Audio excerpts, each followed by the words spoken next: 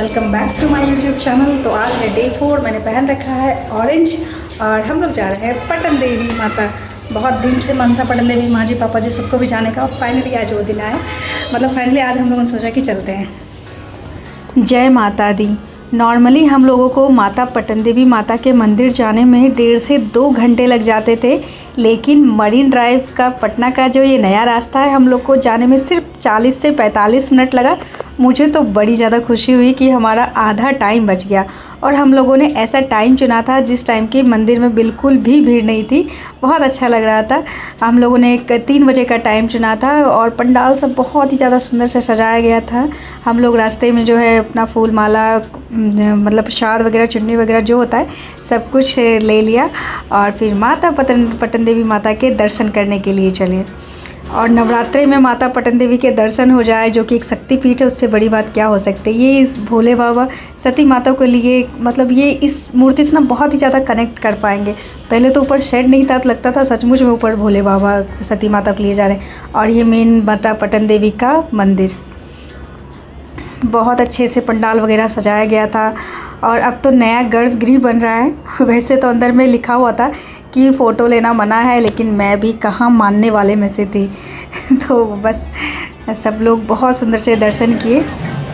माँ जी पापा जी सब लोग का दर्शन बहुत अच्छे से हुआ। बहुत खुशी लग रहा था। अभी क्योंकि माता रानी में कंस्ट्रक्शन का काम चल रहा है, नया गर्भगृह बनना है, तो जिसको जो माता रानी के मंदिर में दान पात्र में डालना हो डाल सकता है और अपना हाजिरी वहाँ लगा सकता है। तो बस उसके बाद फिर हम लोग गए। ये शेरों वाली माता है तो शेर तो होना रहता ही रहता है। तो ये सब जो है कह सकते हैं ना माता पटन देवी का एक लोगो है। अगर माता पटन देवी दिमाग में क्लिक करिए तो वो शिव जी की मूर्ति, ये शेर, ये हवन कुंड, ये सारी चीज़ें ना आप मतलब खुद ब खुद इमेजिनेशन में चला आएगा। तो बस वो था ही एक शक्तिपीठ है। तो वहाँ पे जब भी मैं जाती हूँ तो यहाँ पे ऊपर में माता रानी का जो इतिहास है, श्री बड़ी पटन देवी माता जी का इतिहास वो लिखा रहता है। मैं एक बार ज़रूर पढ़ लेती हूँ। तो यहाँ पे माता रानी का दक्षिण जांग गिरा था।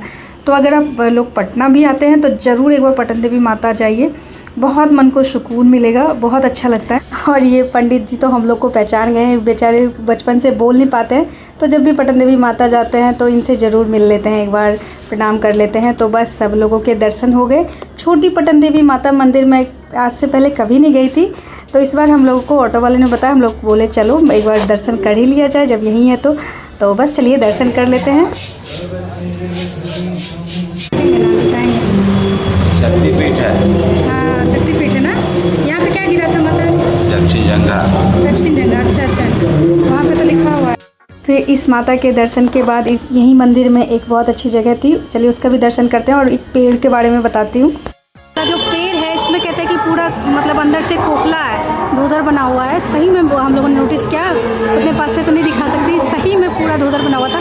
लेकिन देखिए कितना घना पेड़ है, अंदर से पूरा खोखला है, लेकिन कितना अच्छा पेड़ है।